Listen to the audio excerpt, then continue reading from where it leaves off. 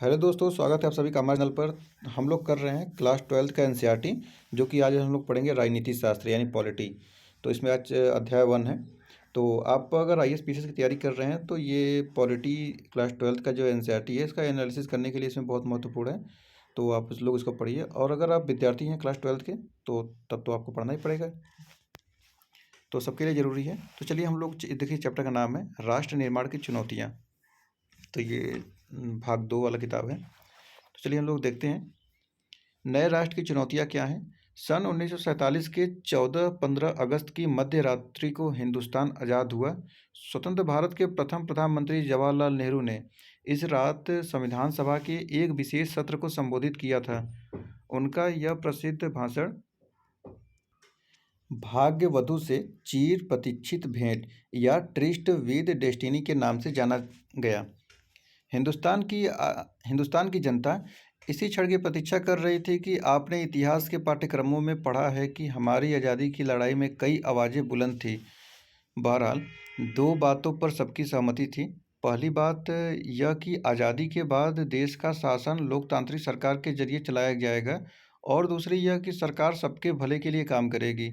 इस शासन में गरीबों और कमज़ोरों का खास ख्याल रखा जाएगा।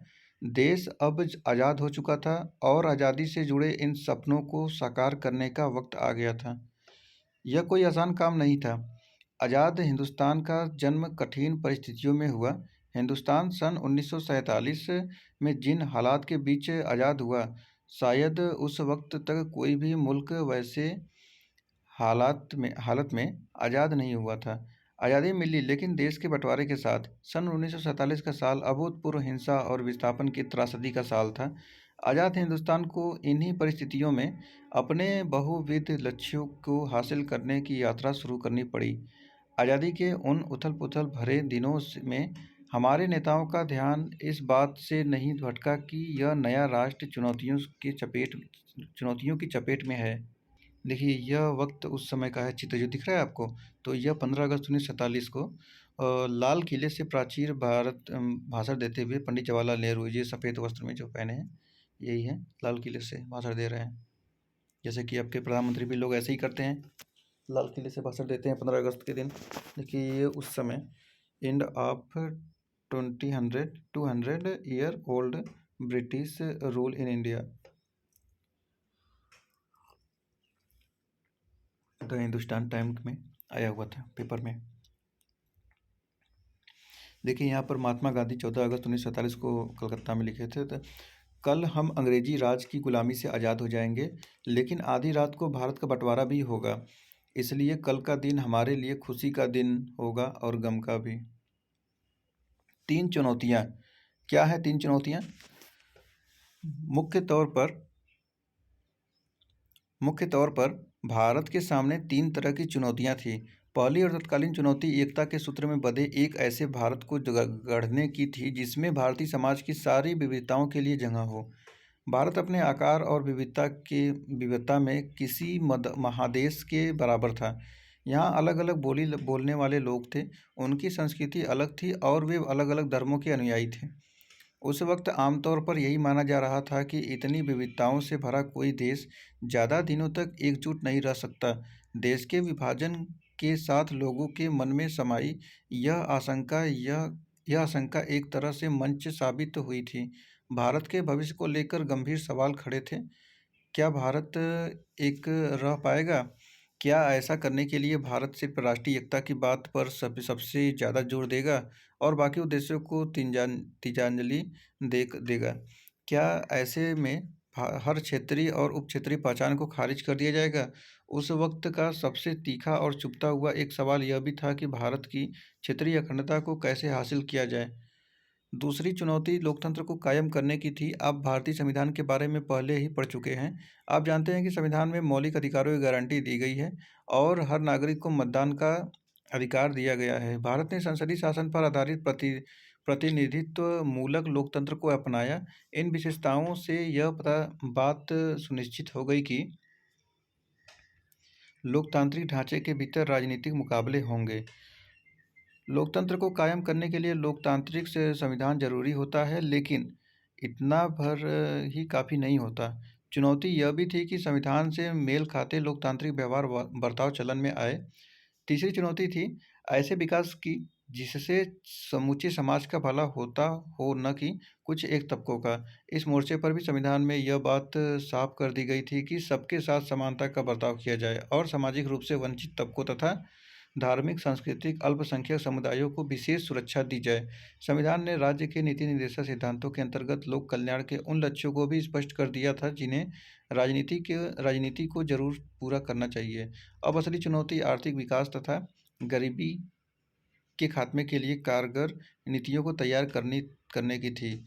आज़ाद हिंदुस्तान ने इन चुनौतियों के आगे क्या रुख अपनाया? संविधान में तय किए गए विभिन्न लक्ष्यों को हासिल करने की दिशा में कहाँ तक सफलता मिली? इस पूरी किताब में इन्हीं सवालों को खंगालने की कोशिश की गई है। इस किताब में आज़ादी के बाद के दौर की भारतीय राजनीति की कथा लिखी गई है, ताकि आप खुद इन जैसे बड़े सवालों के अपने उत्तर तलाश पाने के काबिल हो सकें। शुरुआत के 3 अध्यायों में हम यह जानने की कोशिश करेंगे कि ऊपर जिन 3 चुनौतियों का ज़िक्र किया गया है, उनका आज़ादी के बाद शुरुआती सालों में कैसे सामना किया गया। आज़ादी के तुरंत बाद राष्ट्र निर्माण की चुनौती सबसे प्रमुख थी। इस पहले अध्याय में हम इसी चुनौती पर ध्यान केंद्रित करेंगे। शुरुआत में उन घटनाओं की चर्चा की जाएगी जिन्होंने आज़ादी को एक संदर्भ प्रदान किया। इससे हमें यह समझने में मदद मिलेगी कि आज़ादी के समय राष्ट्रीय एकता और सुरक्षा का सवाल सबसे प्रमुख चुनौती के रूप में क्यों उभरा।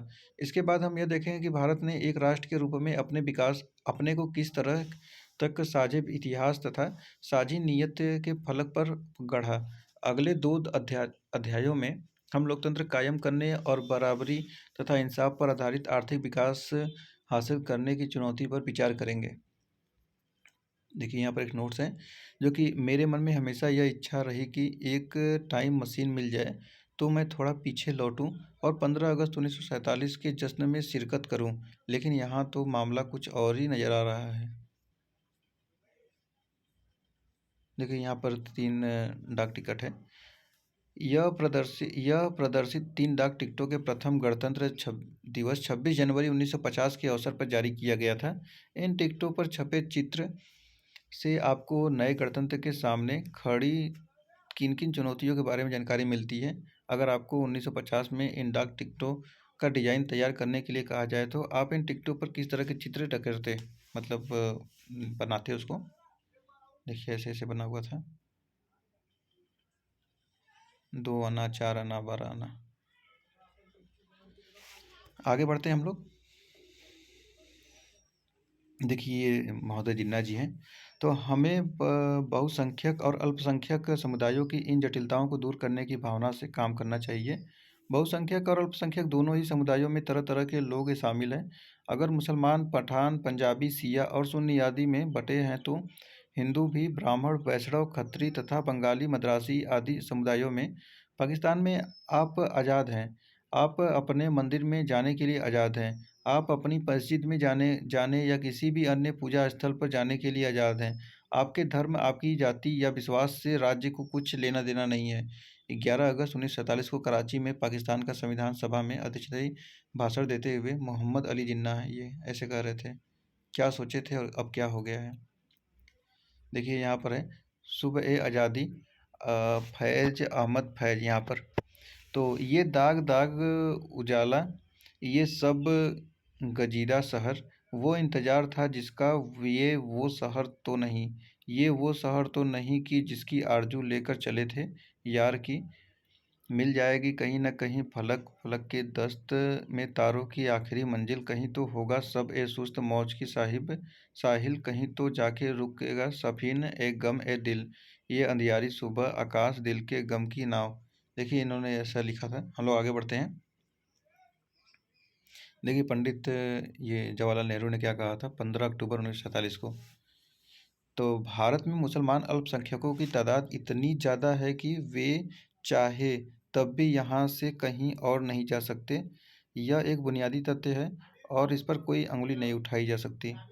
पाकिस्तान चाहे जितना उकसावा दे या वहाँ के गैर मुस्लिमों को अपना अपमान और भय के चाहे जितने भी घूंट पीने पड़े, हमें अपने अल्पसंख्यकों के साथ सभ्यता और शालीनता के साथ पेश आना है। लोकतांत्रिक शासन व्यवस्था में हमें उन्हें नागरिक के अधिकार देने होंगे और उनकी रक्षा करनी होगी। अगर हम ऐसा करने में कामयाब नहीं होते तो यह एक नासुर बन जाएगा जो पूरी राज व्यवस्था में जहर फैलाएगा और शायद उसको तबाह भी कर दे। तो जवाहरलाल नेहरू मुख्यमंत्रियों को एक पत्र में 15 अक्टूबर 1947 को लिखा था। तो आगे हम लोग आते हैं और देखते हैं विभाजन, विस्थापन और पुनर्वास। 14-15 अगस्त 1947 को एक नहीं बल्कि दो राष्ट्र भारत और पाकिस्तान अस्तित्व में आए। ऐसा विभाजन के कारण हुआ। ब्रिटिश इंडिया को भारत और पाकिस्तान के रूप में बांट दिया गया। अपने इतिहास आपने इतिहास की पाठ्य पुस्तकों में उस राजनीतिक घटनाक्रम के बारे में पढ़ा है जिसके फलस्वरूप दोनों देशों के भूभाग को रेखांकित करते हुए सीमा रेखा खींच दी गई। मुस्लिम लीग ने द्विराष्ट्र सिद्धांत की बात की थी। इस सिद्धांत के अनुसार भारत किसी एक कौम का नहीं बल्कि हिंदू और मुसलमान नाम की दो कौमों का देश था और इसी कारण मुस्लिम लीग ने मुसलमानों के लिए एक अलग देश यानी पाकिस्तान की मांग की। कांग्रेस ने द्विराष्ट्र सिद्धांत तथा पाकिस्तान की मांग का विरोध किया। बहरहाल सन 1944 के दशक में राजनीतिक मोर्चे पर कई बदलाव आए। कांग्रेस और मुस्लिम लीग के बीच राजनीतिक प्रतिस्पर्धा तथा ब्रिटिश शासन की भूमिका जैसी कई बातों का जोर रहा। नतीजतन पाकिस्तान की मांग मान ली गई। विभाजन की प्रक्रिया। तो फैसला हुआ कि अब तक जिस भूभाग को इंडिया के नाम से जाना जाता था उसे भारत और पाकिस्तान नाम के दो देशों के बीच बांट दिया जाएगा। यह विभाजन दर्दनाक तो था ही, इस पर फैसला करना और अमल में लाना और भी कठिन था। तय किया गया कि धार्मिक बहुसंख्या को विभाजन का आधार बनाया जाएगा। इसके मायने यह थे कि जिन इलाकों में मुसलमान बहुसंख्यक थे वे इलाके पाकिस्तान के भूभाग होंगे और शेष हिस्से भारत कहलाएंगे। यह बात थोड़ी आसान जान पड़ती है कि असल में इसमें कई किस्म की दिक्कतें थी। पहली बात तो यह कि ब्रिटिश इंडिया में कोई एक भी इलाका ऐसा नहीं था जहां मुसलमान बहुसंख्यक हो। ऐसे दो इलाके थे जहां मुसलमानों की आबादी ज़्यादा थी। एक इलाका पश्चिम में था तो दूसरा इलाका पूर्व में। ऐसा कोई तरीका न था कि इन दोनों इलाकों को जोड़कर एक जगह कर दिया जाए। इसे देखते हुए फैसला हुआ कि पाकिस्तान में दो इलाके शामिल होंगे यानी पश्चिमी पाकिस्तान और पूर्वी पाकिस्तान तथा इनके बीच में भारतीय भूभाग का एक बड़ा विस्तार रहेगा। भूभाग का विस्तार है जैसे कि यहाँ पे यूपी है, बिहार है, पश्चिम बंगाल है और वह उधर है राजस्थान, और राजस्थान पड़ेगा, पंजाब पड़ेगा, दिल्ली पड़ जाएगा, तो वही भूभाग जो बीच में है। तो हम लोग कहाँ पर थे? हाँ, तो दूसरी बात यह कि मुस्लिम बहुल हर इलाका पाकिस्तान में जाने को राजी हो, ऐसा भी नहीं था। खान अब्दुल गफ्फार खान पश्चिमोत्तर सीमा प्रांत के निर्विवाद नेता थे और उनकी प्रसिद्धि सीमांत गांधी के रूप में भी थी। वे द्विराष्ट्र सिद्धांत के एकमत खिलाफ थे। संयोग से उनकी आवाज़ की अनदेखी की गई और पश्चिमोत्तर सीमा प्रांत को पाकिस्तान में शामिल मान लिया गया।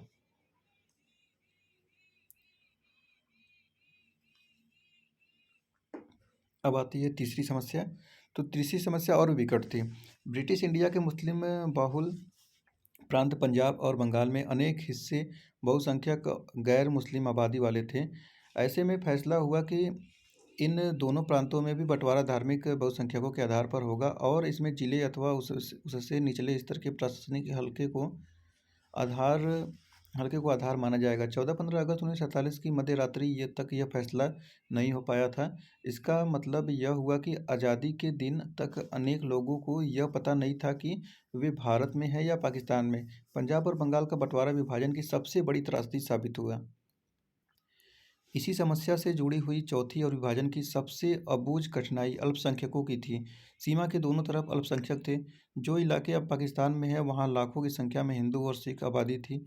ठीक इसी तरह पंजाब और बंगाल के भारतीय भूभाग में भी लाखों की संख्या में मुस्लिम आबादी थी। दिल्ली और उसके आसपास के इलाकों में भी मुसलमानों की एक बड़ी आबादी थी। ये सब लोग एक तरह से सांसत में थे। इन लोगों ने पाया कि हम तो अपने ही घर में विदेशी बन गए। जिस जमीन पर वे और उनके पुरखे सदियों से आबाद रहे उसी जमीन पर वे विदेशी बन गए थे। अब सोचिए कि जिस घर में आपका जन्म हुआ, जिस घर में आपके पापा मम्मी और आपके बच्चे रह रहे हैं और एक ही रात में वो बदल जाए और अब लोग कहने लगे कि अब आपको ये घर छोड़ कर जाना पड़ेगा, अब ये विदेश की ज़मीन है, या रहना पड़ेगा, यहाँ रहना पड़े तो विदेशी यहाँ पे ऐसी रहना पड़ेगा, जैसे मान लीजिए आप जहाँ रह रहे हैं वही पाकिस्तान हो जाए, या पाकिस्तान में है तो भारत हो जाए, तो वैसे ही हो गया था।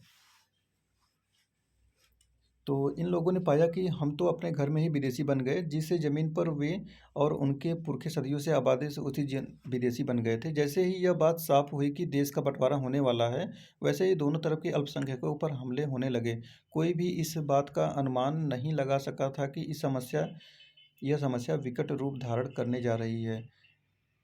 इस कठिनाई से उबरने के लिए किसी के पास कोई योजना भी नहीं थी। शुरू-शुरू में लोग बाघ और नेता की यही मानकर चल रहे थे कि हिंसा की घटनाएं अस्थायी हैं और जल्दी ही इनको काबू में कर लिया जाएगा।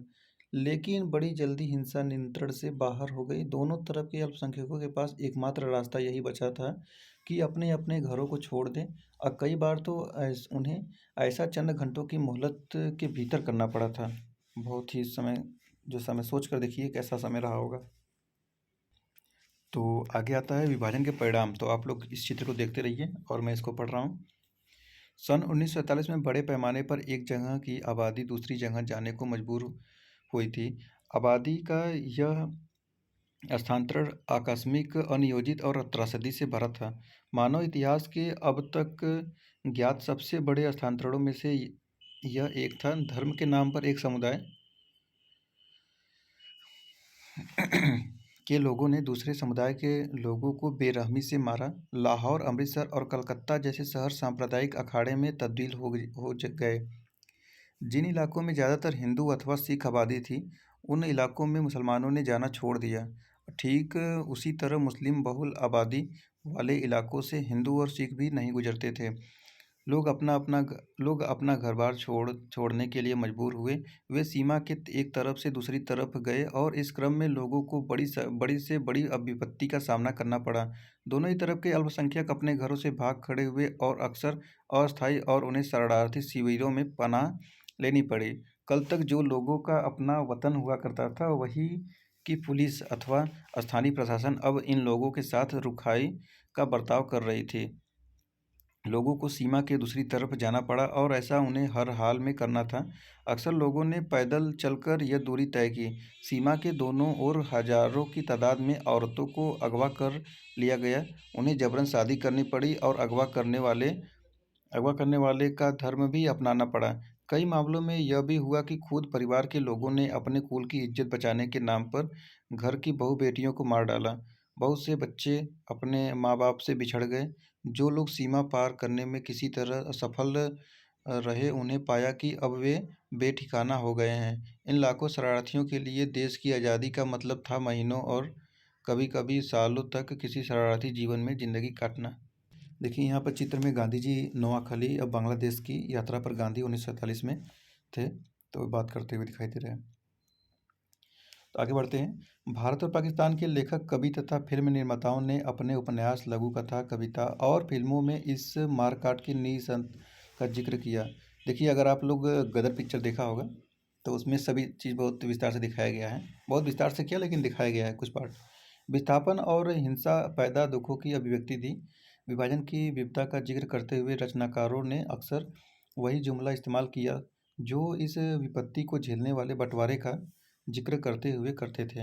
इन सबों के लिए बंटवारे का मतलब था दिल के दो टुकड़े हो जाना। विभाजन में सिर्फ संपदा, देनदारी और परिसंपत्तियों का ही बंटवारा नहीं हुआ। इस विभाजन में दो समुदाय, जो अब तक पड़ोसियों की भांति रहते आ रहे थे, हिंसक अलगाव का शिकार हुए। विपत्ति आपदा के साथ साथ टेबल कुर्सी, टाइपराइटर और पुलिस के वाद्य यंत्रों तक का बंटवारा हुआ था। सरकारी और रेलवे के कर्मचारियों का भी बंटवारा हुआ। अब तक साथ साथ रहते हुए आए दो समुदायों का यह हिंसक और भयावह विभाजन था। अनुमान किया जाता है कि विभाजन के कारण 80 लाख लोगों को अपना घर बार छोड़कर सीमा पार जाना पड़ा। विभाजन की हिंसा में तकरीबन 5 से 10 लाख लोगों ने अपनी जान गंवाई। प्रशासनिक मुश्किल और वित्तीय कठिनाई के अतिरिक्त विभाजन के साथ कुछ और ज़्यादा गहरे मुद्दे जुड़े हुए थे। भारत के नेता द्विराष्ट्र सिद्धांत में यकीन नहीं करते थे। बहरहाल, विभाजन तो धर्म के आधार पर ही हुआ था। क्या इस वजह से भारत अपने आप एक हिंदू राष्ट्र बन गया? विभाजन के दौरान बड़ी संख्या में मुस्लिम आबादी पाकिस्तान चली गई। इसके बावजूद 1951 के वक्त भारत की कुल आबादी में 12% मुसलमान थे। ऐसे में सवाल यह था कि भारत अपने मुसलमान नागरिकों तथा दूसरे धार्मिक अल्पसंख्यकों मसलन सिख, ईसाई, जैन, बौद्ध, पारसी और यहूदियों के साथ क्या बर्ताव करे। बंटवारे के कारण हिंदू और मुसलमान के बीच तनाव पहले से ही कायम था। इन संघर्षों के साथ प्रतिस्पर्धा, राजनीतिक हित जुड़े जुड़े थे। मुस्लिम लीग का गठन मुख्य रूप से औपनिवेशिक भारत में मुसलमानों के हितों की रक्षा के लिए हुआ था। मुस्लिम लीग मुसलमानों के लिए अलग राष्ट्र की मांग करने के एतबार से अग्रणी थी। ठीक इसी तरह कुछ और संगठन भी थे जो भारत को हिंदू राष्ट्र बनाने के लिए हिंदुओं को ताम लामबंद करने की कोशिश में लगे थे। बहरहाल भारत की कौमी के अधिकतर नेता सभी नागरिकों को समान दर्जा देने के हामी थे। चाहे नागरिक किसी भी धर्म का हो, वे भारत को एक ऐसे राष्ट्र के रूप में नहीं देखना चाहते थे जहाँ किसी एक धर्म के अनुयायियों को दूसरे धर्मावलंबियों के ऊपर वरीयता दी जाएगी अथवा किसी एक धर्म के विश्वासियों के मुकाबले बाकियों को ही हीन समझा जाता हो। वे मानते थे कि नागरिक चाहे जिस धर्म को माने, उसका दर्जा बाकी नागरिकों के बराबर ही होना चाहिए। नागरिकता की कसौटी धर्म को नहीं बनाया जाना चाहिए। हमारे नेतागण धर्मनिरपेक्ष राज्य के आदर्श के हिमायती थे। उनके इस आदर्श की अभिव्यक्ति भारतीय संविधान में हुई। आगे बढ़ते हैं हम लोग। यहाँ देखिए, आगे हम लोग जो ऊपर छोड़ रहे हैं तो उसको हम लोग लास्ट में करेंगे। रजवाड़ों का विलय कैसे हुआ? तो ब्रिटिश इंडिया दो हिस्सों में था। एक हिस्से में ब्रिटिश प्रभुत्व वाले भारतीय प्रांत थे तो दूसरे हिस्से में देसी रजवाड़े। ब्रिटिश प्रभुत्व वाले भारतीय प्रांतों पर अंग्रेजी सरकार का सीधा नियंत्रण था। दूसरी तरफ छोटे छोटे आकार के कुछ और राज्य थे। इन्हें रजवाड़ा कहा जाता था। रजवाड़ों पर राजाओं का शासन था। राजाओं ने ब्रिटिश राज की अधीनता या कहे कि सर्वोच्चता सत्ता स्वीकार कर रखी थी और इसके अंतर्गत वे अपने राज्य के घरेलू मामलों का शासन चलाते थे। अंग्रेजी प्रभुत्व के अंतर्गत आने वाले भारतीय साम्राज्य के एक तिहाई हिस्से में रजवाड़े कायम थे और प्रत्येक 4 भारतीयों में से एक किसी न किसी रजवाड़े की प्रजा थी। समस्या क्या है? तो आज़ादी के तुरंत पहले अंग्रेजी शासन ने घोषणा की कि भारत पर ब्रिटिश प्रभुत्व के साथ ही रजवाड़े भी ब्रिटिश अधीनता से आज़ाद हो जाएंगे। इसका मतलब यह था कि सभी रजवाड़ों की संख्या 565 थी। ब्रिटिश राज की समाप्ति के साथ ही कानूनी तौर पर आज़ाद हो जाएंगे। अंग्रेजी राज का नज़रिया यह था कि रजवाड़े अपनी मर्जी से चाहे तो भारत या पाकिस्तान में शामिल हो जाए या फिर अपना स्वतंत्र अस्तित्व बनाए रखें। भारत अथवा पाकिस्तान में शामिल होने या स्वतंत्र हैसियत बनाए रखने का फैसला रजवाड़ों की प्रजा को नहीं करना था। यह फैसला लेने का अधिकार राजाओं को दिया गया था। यह अपने आप में बड़ी गंभीर समस्या थी और इससे अखंड भारत के अस्तित्व पर भी खतरा मंडरा रहा था। देखिए, यहाँ पर सरकार का नज़रिया क्या था? तो छोटे बड़े विभिन्न आकार के देशों में बँट जाने की इस संभावना के विरुद्ध अंतरिम सरकार ने कड़ा रुख अपनाया। मुस्लिम लीग ने भारतीय राष्ट्रीय कांग्रेस के इस कदम का विरोध किया। लीग का मानना था कि रजवाड़ों को अपनी मनमर्जी का रास्ता चुनने के लिए छोड़ दिया जाना चाहिए। रजवाड़ों के शासकों को मनाने समझाने में सरदार पटेल की ऐतिहासिक भूमिका निभाई और अधिकतर रजवाड़ों को उन्होंने भारतीय संघ में शामिल होने के लिए राजी कर लिया। आज यह आसान जान पड़ सकता है कि लेकिन अपने आप में यह बड़ा जटिल काम था और इसके लिए बड़ी चतुराई और युक्तिपूर्ण पहलकदमी की ज़रूरत थी। मिसाल के तौर पर आज के उड़ीसा में ही अब 26 और छत्तीसगढ़ में 15 छोटे-छोटे रजवाड़े थे। सौराष्ट्र में 14 बड़े और 119 रजवाड़े और अन्य अनेक प्रशासनिक तंत्र थे। देसी रजवाड़ों की इस चर्चा में 3 बातें सामने आती हैं। पहली बात तो यह कि अधिकतर रजवाड़ों के लोग भारतीय संघ में शामिल होना चाहते थे। दूसरी बात यह कि भारत सरकार की रुख लचीला था और कुछ इलाकों को स्वायत्तता लेने के लिए तैयार थी, जैसा कि जम्मू कश्मीर में हुआ। भारत सरकार ने विभिन्नताओं को सम्मान देने और विभिन्न क्षेत्रों की मांगों को संतुष्ट करने के लिए यह रुख अपनाया था। तीसरी बात, विभाजन की पृष्ठभूमि में विभिन्न इलाकों के सीमांकन के सवाल पर खींचातान जोर पकड़ रही थी और ऐसे में देश की क्षेत्रीय अखंडता एकता का सवाल सबसे ज़्यादा अहम हो उठा था। शांतिपूर्ण बातचीत के जरिए लगभग सभी रजवाड़े जिनकी सीमाएं आज़ाद हिंदुस्तान की नई सीमाओं से मिलती थी 15 अगस्त 1947 से पहले ही भारतीय संघ में शामिल हो गए। अधिकतर रजवाड़ों के शासकों ने भारतीय संघ में अपने विलय के एक सहमति पत्र पर हस्ताक्षर किए और इस सहमति पत्र को इंस्ट्रूमेंट ऑफ एक्सेशन कहा जाता है। इस पर हस्ताक्षर का अर्थ था कि रजवाड़े भारतीय संघ का अंग बनने के लिए सहमत तो हैं। जूनागढ़, हैदराबाद, कश्मीर और मणिपुर की रियासतों का विलय बाकियों की तुलना में थोड़ा कठिन साबित हुआ। इस अध्याय में हम हैदराबाद और मणिपुर की रियासतों के विलय के मामले पर गौर करेंगे। कश्मीर के विलय के बारे में आप अध्याय 8 में पढ़ेंगे। तो देखिए यह चित्र है, इसके बारे में अभी हम लोग पढ़ेंगे। हम लोग देखते हैं हैदराबाद।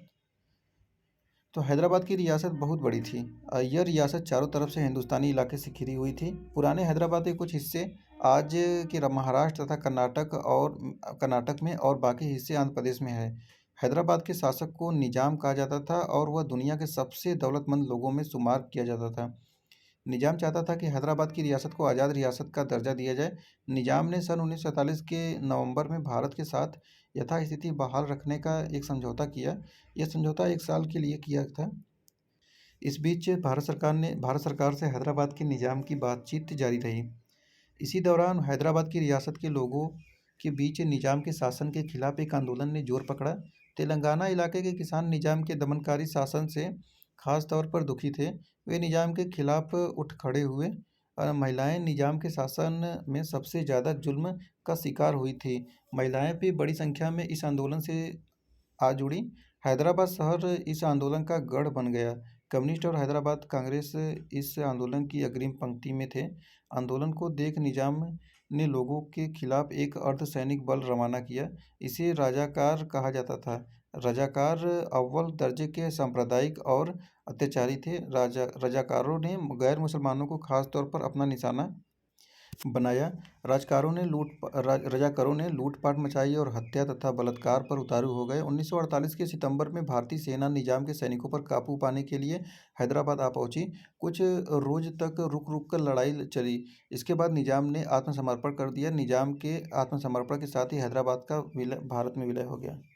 देख रहे हैं कैसे कितना कठिनाइयों के बाद विलय हुआ हैदराबाद का। अब आता है मणिपुर। तो आज़ादी के चंद रोज पहले मणिपुर के महाराजा बोध चंद्र ने भारत सरकार के साथ भारतीय संघ में अपनी रियासत के विलय के एक सहमति पत्र पर हस्ताक्षर किए थे। इसकी एवज में उन्हें यह आश्वासन दिया गया था कि मणिपुर की आंतरिक स्वायत्तता बरकरार हो रहेगी। जनमत के दबाव में महाराजा ने 1948 में चुनाव करवाया और इस चुनाव के फलस्वरूप मणिपुर की रियासत में संवैधानिक राजतंत्र कायम हुआ। मणिपुर भारत का पहला भाग है जहां सार्वभौमिक वयस्क मताधिकार के सिद्धांत को अपनाकर चुनाव हुए। मणिपुर के विधानसभा में भारत में विलय के सवाल पर गहरे मतभेद थे। मणिपुर की कांग्रेस चाहती थी कि इस रियासत को भारत में मिला लिया जाए, जबकि दूसरी राजनीतिक पार्टियां इसके खिलाफ थीं। मणिपुर की निर्वाचित विधानसभा से परामर्श किए बगैर भारत सरकार ने महाराजा पर दबाव डाला कि वे भारतीय संघ में शामिल होने के समझौते पर हस्ताक्षर कर दें। भारत सरकार को इसमें सफलता मिली और मणिपुर में इस कदम को लेकर लोगों में क्रोध और नाराजगी के भाव पैदा हुए। इसका असर आज तक देखा जा सकता है। अब आता है आगे राज्यों का पुनर्गठन। बंटवारे और देशी रियासतों के विलय के साथ ही राष्ट्र निर्माण की प्रक्रिया का अंत नहीं हुआ। भारतीय प्रांतों की आंतरिक सीमाओं को तय करने की चुनौती अभी सामने थी। यह महज प्रशासनिक विभाजन का मामला न था। प्रांतों की सीमाओं को इस तरह तय करने की चुनौती थी कि देश की भाषाई और सांस्कृतिक बहुलता की झलक मिले, साथ ही राष्ट्रीय एकता भी अखंडित न हो। औपनिवेशिक शासन के समय प्रांतों की सीमाएं प्रशासनिक सुविधा के लिहाज से तय की गई थी। यह ब्रिटिश सरकार ने जितने क्षेत्र को जीत लिया हो उतना क्षेत्र एक अलग प्रांत मान लिया जाता था। प्रांतों की सीमा इस बात से भी तय होती थी कि किसी रजवाड़े के अंतर्गत कितना इलाका शामिल है। हमारी राष्ट्रीय सरकार ने ऐसे सीमांकन को बनावटी मानकर खारिज कर दिया। उसने भाषा के आधार पर राज्यों के पुनर्गठन का वादा किया। 1920 में कांग्रेस का नागपुर अधिवेशन हुआ था।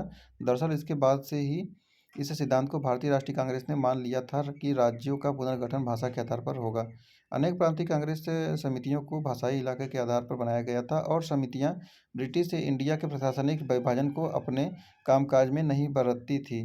आज़ादी और बंटवारे के बाद की स्थितियां बदलीं। हमारे नेताओं को चिंता हुई कि अगर भाषा के आधार पर प्रांत बनाए गए तो इससे अव्यवस्था फैल सकती है तथा देश के टूटने का खतरा पैदा हो सकता है। हमारे नेताओं को यह भी लग रहा था कि भाषावार राज्यों के गठन से दूसरी सामाजिक आर्थिक चुनौतियों से ध्यान भटक भटक सकता है। जबकि देश इन चुनौतियों की चपेट में है। केंद्रित केंद्रीय नेतृत्व ने इस मसले को स्थगित करने का फैसला किया। रजवाड़ों का मसला अभी हल नहीं हुआ था, बंटवारे की यादें अभी ताज़ा थीं। केंद्रीय नेतृत्व के इस फैसले को स्थानीय नेताओं और लोगों ने चुनौती दी। पुराने मद्रास प्रांत के तेलुगु भाषी क्षेत्रों में विरोधी भड़क भड़क उठा। पुराने मद्रास प्रांत में आज के तमिलनाडु और आंध्र प्रदेश शामिल थे। इसके कुछ हिस्से मौजूदा केरल एवं कर्नाटक में भी है। विशाल आंदोलन आंध्र प्रदेश नाम से अलग राज्य बनाने के लिए चलाया गया आंदोलन ने मांग की कि मद्रास प्रांत के तेलुगु भाषी इलाकों को अलग करके एक नया राज्य आंध्र प्रदेश बनाया जाएगा। तेलुगु भाषी क्षेत्र की लगभग सारी राजनीतिक शक्तियां मद्रास प्रांत के भाषाई पुनर्गठन के पक्ष में थीं। केंद्र सरकार हाँ ना की दुविधा में थी और उसकी इस मनोदशा से इस आंदोलन ने जोर पकड़ा।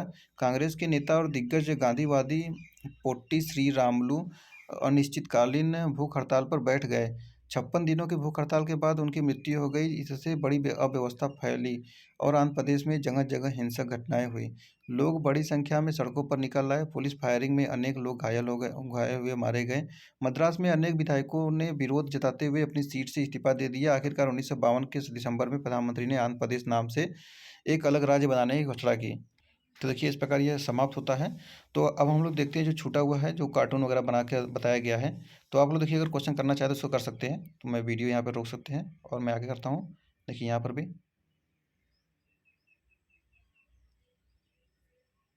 6, 7, 8, 9, 10 तक क्वेश्चन है। ओके, और आगे भी है। तो चलिए हम लोग देखते हैं कौन सा छूटा हुआ है, उसको करते हैं। तो सबसे शुरुआत में तो देखिए ये है भारत और पाकिस्तान का झंडा कैसे लेकर बढ़ रहे थे।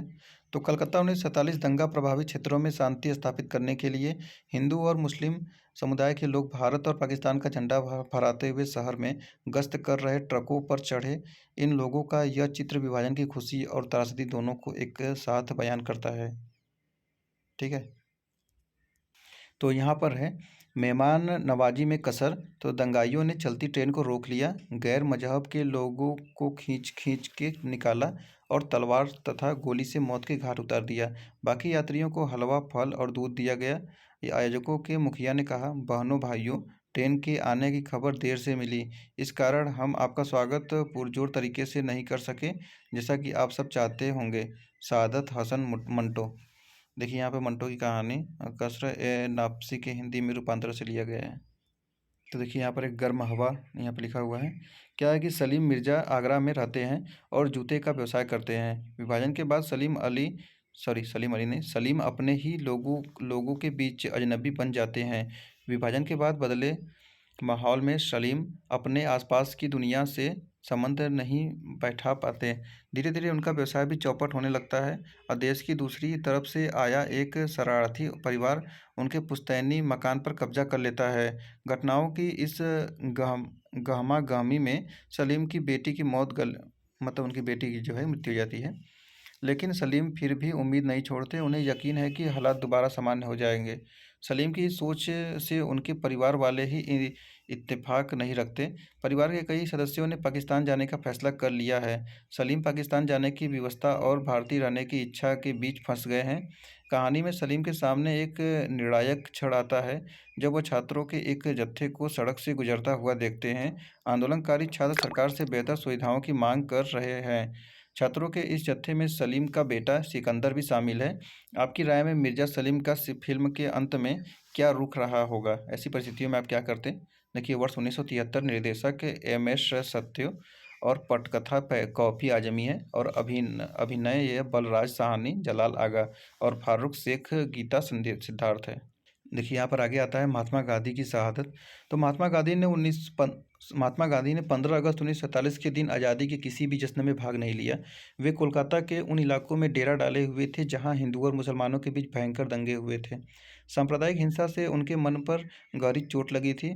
यह देखकर उनका दिल टूट चुका था कि अहिंसा और सत्याग्रह के जिन सिद्धांतों के लिए वे आजीवन समर्पित भाव से काम करते रहे, वे ही सिद्धांत इस कठिन घड़ी में लोगों को एक सूत्र में पिरो सकने में कामयाब हो गए थे, नाकामयाब हो गए थे, मतलब कि नहीं हो पा रहे थे ना कामयाब। गांधी जी ने हिंदुओं और मुसलमानों से जोर देकर कहा कि वे हिंसा का रास्ता छोड़ दें। कोलकाता में गांधी की मौजूदगी से हालात बड़ी हद तक सुधर चले थे और आज़ादी का जश्न लोगों ने सांप्रदायिक सद्भाव के जज्बे से मनाया। लोग सड़कों पर पूरे हर्षोल्लास के साथ नाच रहे थे। गांधी की प्रार्थना सभा में बड़ी संख्या में लोग जुटते थे। बहरहाल इस स्थिति ज़्यादा दिनों तक कायम नहीं रही। हिंदू और मुसलमानों के बीच दंगे एक बार फिर से भड़क उठे और गांधी जी अमन कायम करने के लिए उपवास पर बैठ गए। अगले महीने गांधी जी दिल्ली पहुंचे और दिल्ली में भी बड़े पैमाने पर हिंसा हुई थी। गांधी जी दिल से चाहते थे कि मुसलमानों को भारत में गरिमापूर्ण जीवन मिले और उन्हें बराबर का नागरिक माना जाए। इस बात को सुनिश्चित करने के लिए वे बड़े चिंतित थे। भारत और पाकिस्तान के आपसी संबंधों को लेकर भी उनके मन में गहरी चिंताएं थी। उन्हें लग रहा था कि भारत की सरकार पाकिस्तान के प्रति अपनी वित्तीय वचनबद्धताओं को पूरा नहीं कर रही है। इस बात से वे नाखुश थे। इन सारी बातों को सोचकर उन्होंने 1948 की जनवरी में एक बार फिर उपवास रखना शुरू किया। यह उनका अंतिम उपवास साबित हुआ। कोलकाता की ही तरह दिल्ली में भी उनके उपवास का जादुई असर हुआ। सांप्रदायिक तनाव और हिंसा में कमी हुई। दिल्ली और उसके आसपास के इलाके के मुसलमान सुरक्षित अपने घरों में लौटे। सरकार पाकिस्तान को उसका दे चुकाने पर राजी हो गई। बहरहाल गांधी जी के कामों से हर कोई खुश हो, ऐसी बात नहीं थी। हिंदू और मुसलमान दोनों ही समुदायों के अतिवादी अपनी अपनी स्थिति के लिए गांधी जी पर दोष मढ़ रहे थे।